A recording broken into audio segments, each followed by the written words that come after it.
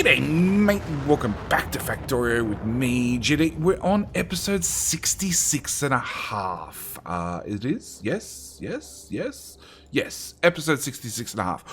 Which means we're on week number 11, which means another recap episode because it's a half episode, so we need to cover everything that's happened this week. So, boy, it's been a week. Alright, first things first.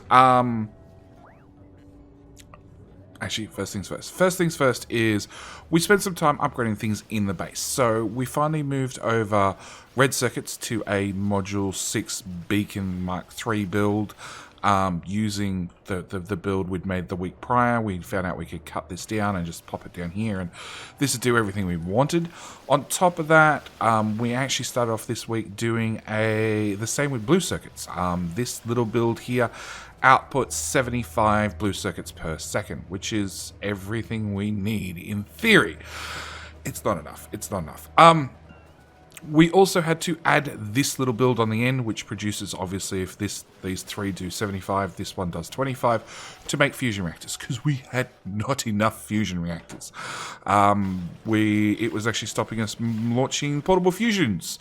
So yeah, this needed a small boost.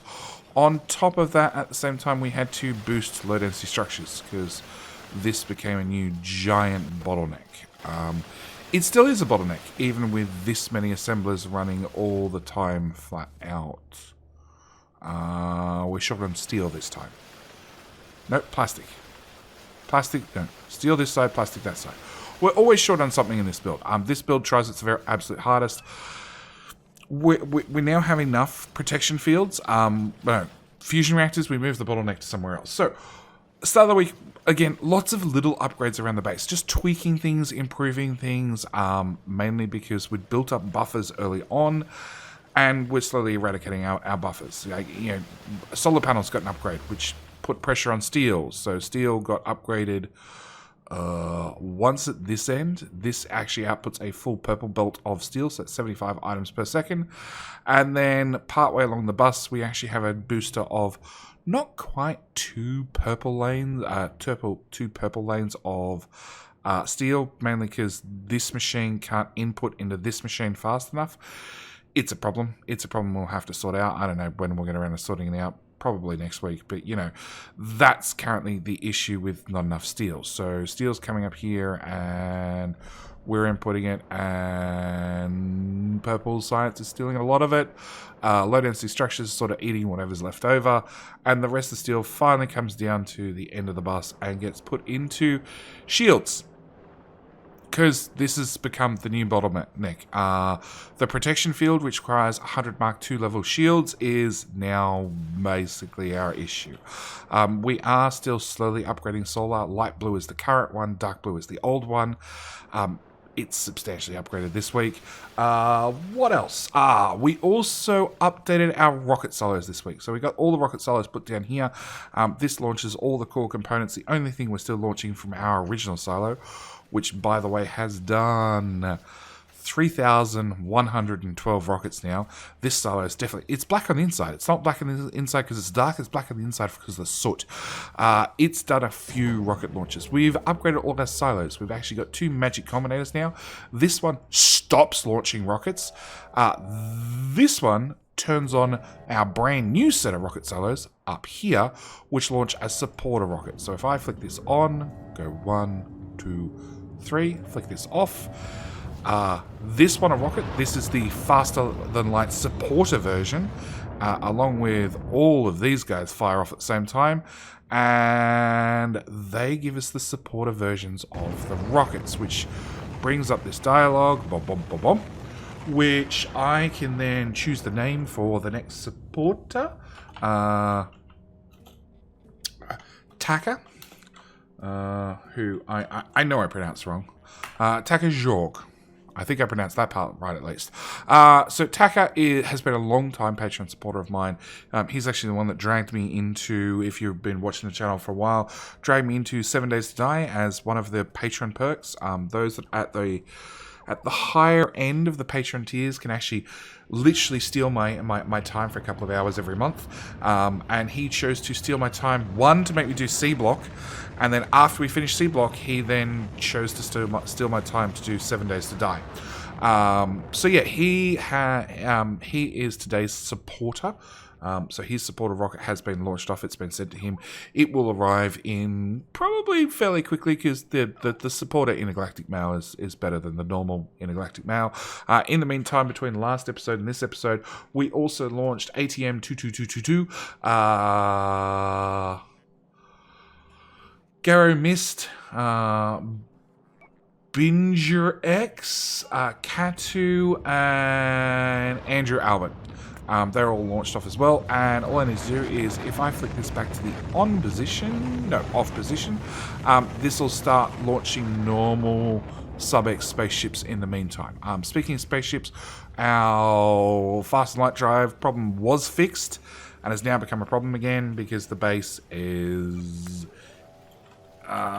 modules.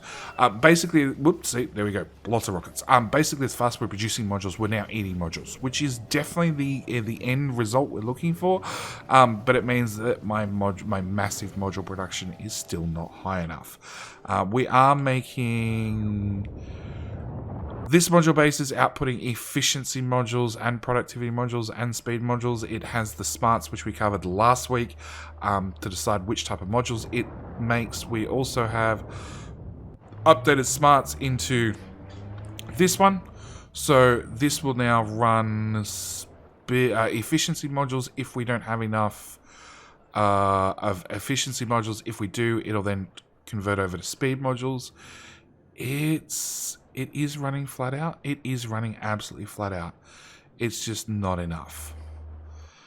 Yeah, we probably need another green circuit build to make this run a little bit better. Anyway, so that got done. What else got changed this week? The other things that got changed this week is... Was it this week? Pretty sure it was this week. I'm pretty sure it was the start of this week that we did a rocket fuel build because we just needed more rocket fuel. And I can already see from the way this is working, I need more rocket fuel. Let's just try and fix this whilst we're here. I want one of those in there.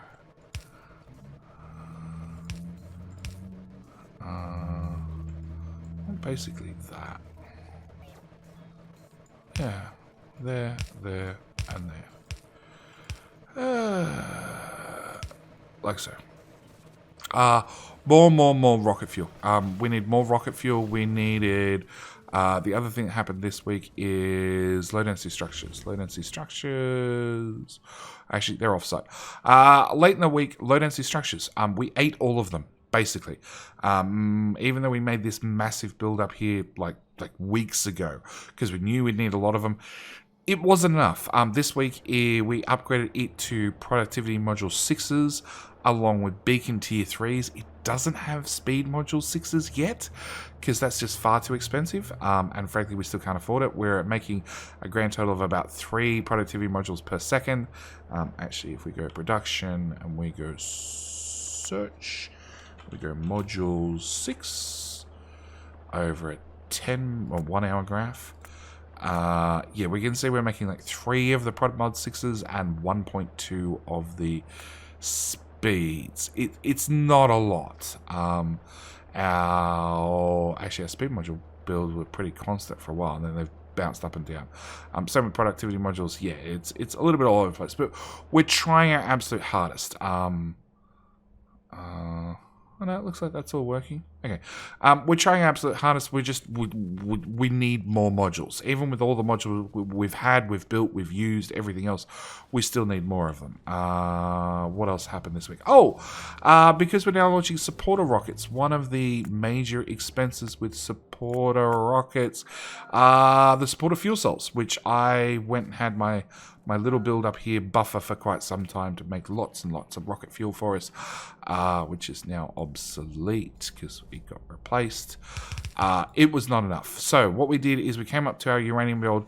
We upgraded everything to run on green belt because I liked green belt. I figured it would be pretty that the green uranium ran on the green belt. It was not to be. We ended up having to go to purple belt for speed, and as you can see, this is outputting, and then these splitters are moving everything to the other side of the belt, because this build is insane with the amount of shiny rocks it makes per second. Because when this kicks in, which it's not doing currently, but as we launch more and more supporter rockets, we're going to need to, we're making a whole bunch of nuclear fuel per second. We're making 3, which is only 206 per minute, which every supporter rocket needs 2,000. So currently we're limited to, in the case of nuclear fuel, I don't know about other parts, but nuclear fuel, we're limited to, what's that? Per minute to, so 1 launch every 10 minutes, roughly? Yeah, something like that. So that's got a major upgrade as well. It probably needs more upgrades as the base in the series continues. Iron's not making all the way down here. You're a green belt. You're a not fully compressed green belt. So that's the thing. When you start wandering around these base doings, you're like, oh, that's not running flat out. Why is that not running flat out? Why do I need to yell at that? Because you're running through a blue splitter. And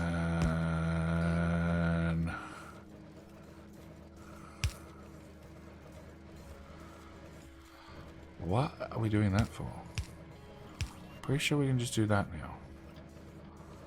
In fact,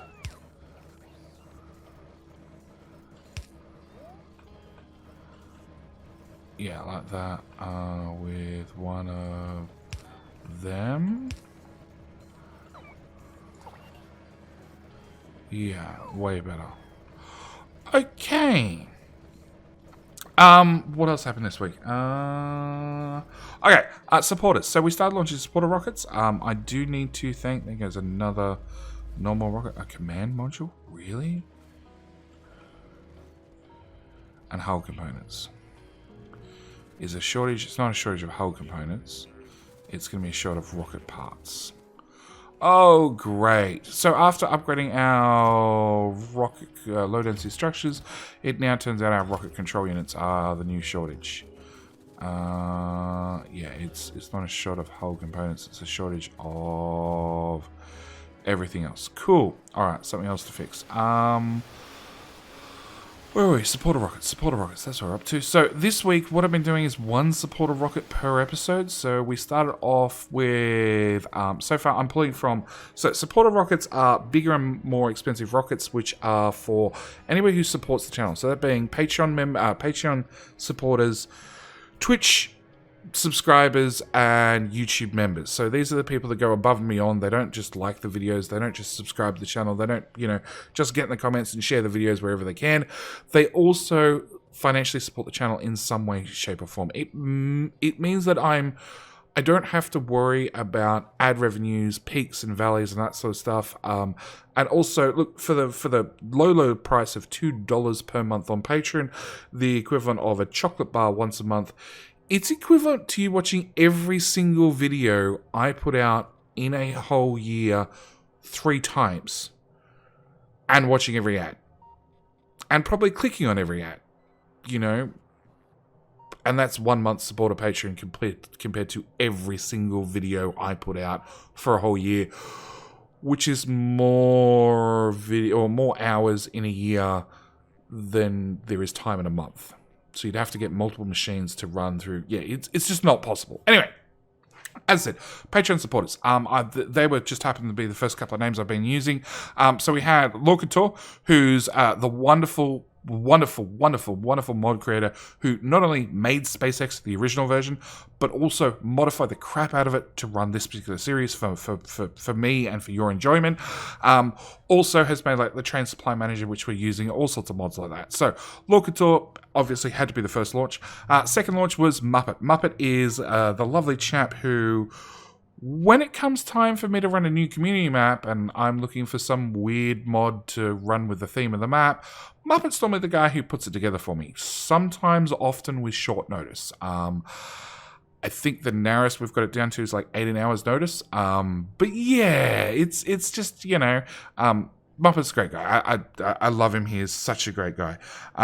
Next we have Ethan. Ethan was actually the one who got this API up and running for me.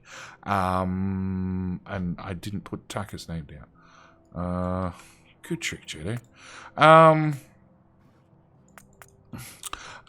Ethan was, so when the series started originally, I knew there was a YouTube API. We tried to get it working. We got about, I didn't think I had enough letters.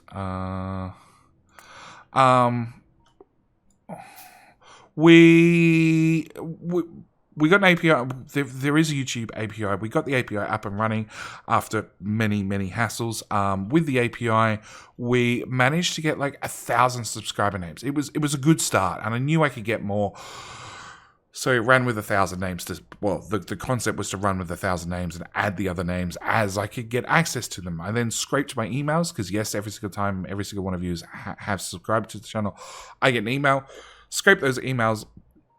Managed to get the whole list up to like 2,500 names. This is right as the channel hit 5,000 subscribers. So this series was in the plans for some time. And then YouTube updated its front-end GUI so then I could see every single subscriber. But their back-end API didn't get an upgrade. So I finally managed to work out where I could get a full list of all the names. And then Ethan actually wrote the code, which basically scrapes the YouTube subscriber list for my channel and then gives me a nice list that I can then whack straight into the bot. It's brilliant. It's wonderful. It took about a week to get up and running, but Ethan was the main man behind that. Next, we have Stinson. Stinson is one of my Discord moderators, along with Muppet, actually. He's also my Twitch moderator. Again, wonderful guy. Be warned, he will probably run you over in a tank if you're not paying attention. I want to go there. I want to paste in that. And then Tahca, as I said, a few extra G's on there. That's fine. Tahca is... Tahca's been a long time Patreon supporter. He actually is probably the first one to finally cash in on the, like I said, drag jetty into something for a couple of hours every month. So Tahca has forced me to play C Block. Yep. Along with forced me to play 7 Days to Die. So that is my launch list so far. And like I said, this puts us into a nice little list. I have now launched another 3 rockets in the meantime, just talking about that. Yep. The base is starting to fly and starting to take off. The other things that happened this week is, yes, we had to come up here and upgrade this. So as I covered already, we can't afford productivity module 6s in this.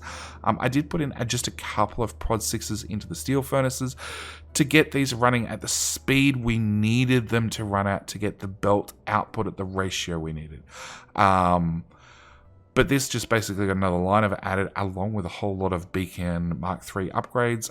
This got doubled and got module 6s added all the way through. Petroleum plastic had a little bit of a quick look at. I just added pumps to everything in here to make it work better. And just added pumps just so it worked. Copper got doubled so we could run a whole second build, which we're now running. So yeah, we upgraded that. And the last thing that we did during this week, and we started planning it out really, is I want to make speed 6s faster. A lot faster. So what we started doing is we started building this build here. This build here is designed to make... same as what we did up here, where we're doing stacked speed module Mark 1 to, well, we're using stacked recipes to make a speed module, 25 speed modules at a time per assembler of the speed module 1s, to then make speed module 2s, to then make speed module 3s, to then make speed module 4s. The difference is this time around I'm amping it up. So we're actually going from speed 1s, and this whole build ends here, at which point we go into speed 2s, which end here, which then goes on to speed 3s, which end here. These are all stacked recipes, as the one up there is, which then makes speed 4s. So we'll notice up there we had 1 of them. Here we've got 4 of them. To then make speed 2s, to then make speed 4s, to make 5s, to make 6s. So this is a much, much larger build, designed to do much, much more per second. And we started planning this out. We know we need this many green circuits to run basically just the green circuit section of this. Plus we need this many green circuits to run the blue circuits, which should run this without a hassle. Red circuits is being a little bit of a, we're not sure. We're not sure how many red circuits we need to run the blue circuits, and we're not sure how many red circuits we need to run this build, and we're not sure how many green circuits we need to run the red circuit build. It's a little bit of getting there, which will be what will be happening for the start of next week. Start of next week, that's where we're going to be starting off. We're trying to get that build up and running. In the meantime, I also need to thank Atlantic, YouTube, MrArovan, Carl White, 2, 3, 4, yep. SSL Takizawa and Fruny Vait. Is that everybody? I think that's everybody. For all being subscribers, all of their intergalactic spaceships are in the postage system. It shall be with them shortly. And something we might need to do next week is try and work out how this, try and get this working a little bit better, because whenever it comes to hull components, the base seems to have a conniption unless they all launch in order, at which point they do get launched. It just becomes one side that slowly launches them over time, being the one in the main base. This will slowly launch them rather than properly launching many of them. I don't want shiny dice. How many was that? 6, 8, 10. 10 done. That's the wrong way around.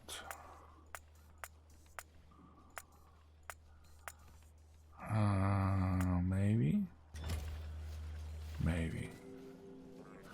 I'm not sure. Anyway, like I said, I'm going to leave it here.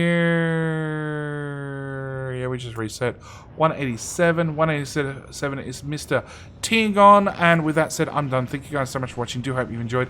And I'll see you guys in tomorrow's episode, which is what? Episode 67? 67. Yeah. I'll see you guys in episode 67. Thank you guys so much for watching. Do hope to see you then. And yep, that's it. I'm out. Bye.